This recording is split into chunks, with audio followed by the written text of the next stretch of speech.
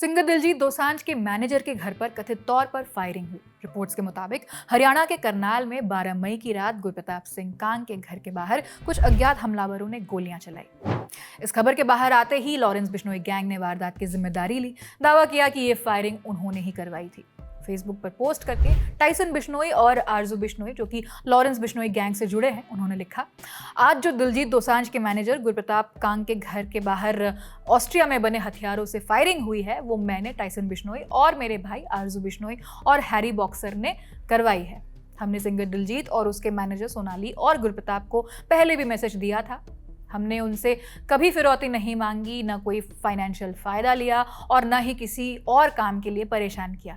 एक मैसेज दिया है कि ये जो तुम्हारा एम्प्लॉय लड़कियों का शोषण करता है, तुम्हारे शोज़ पर मिलकर उनका फ़ायदा ले उन्हें इस्तेमाल करता है। ऑस्ट्रेलिया टूर के दौरान उसने पंजाब की एक लड़की को झूठे सपने दिखाकर अपने जाल में फंसाया, उसे प्रेग्नेंट किया और फिर ब्लॉक कर दिया। उसी टूर के दौरान हमें दूसरी लड़कियों की भी शिकायत मिली और उसने दिलजीत के नाम पर उनके साथ गलत और अश्लील व्यवहार किया।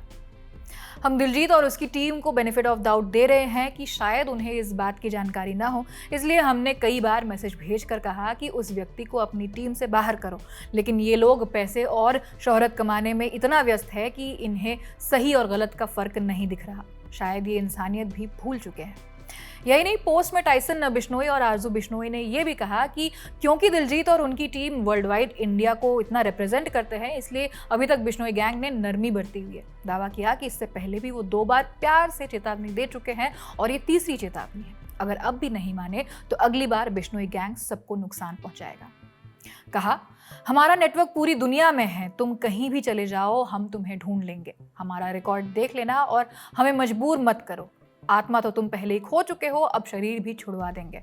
अगर इस बार भी बात नहीं मानी तो हम उसका नाम भी सार्वजनिक करेंगे और तुम सबके घरों में घुस कर बताएंगे कि एक बलात्कारी का साथ देने का अंजाम क्या होता है।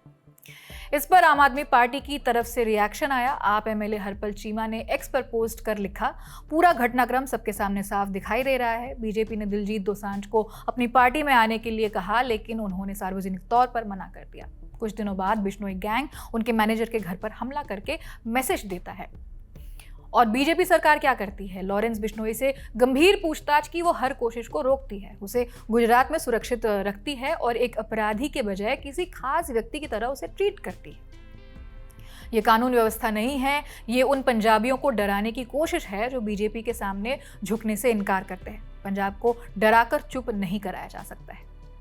अरविंद केजरीवाल ने भी ऐसी एक पोस्ट को शेयर करके पूछा कि दिलजीत दोसांझ के मैनेजर के घर के बाहर गोलियां किसने चलवाई, लेकिन हरियाणा पुलिस का दावा है कि इस वारदात में कोई आई विटनेस नहीं था।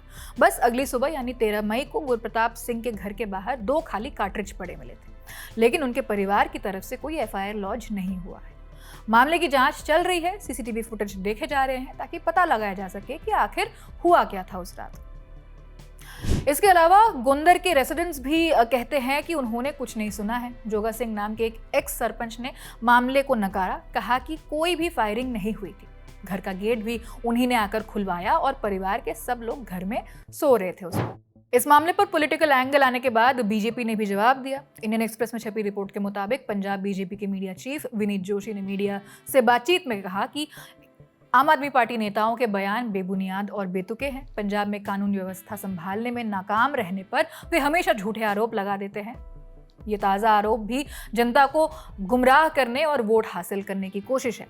ऐसी राजनीति सफल नहीं होगी। इस खबर में फिलहाल इतना ही। जांच में जो भी सामने आएगा हम आप तक पहुंचाते रहेंगे। मैं हूं आकांक्षा गोगोई, कैमरे के पीछे राहुल है। आप देखते रहिए द ललन टॉक। शुक्रिया।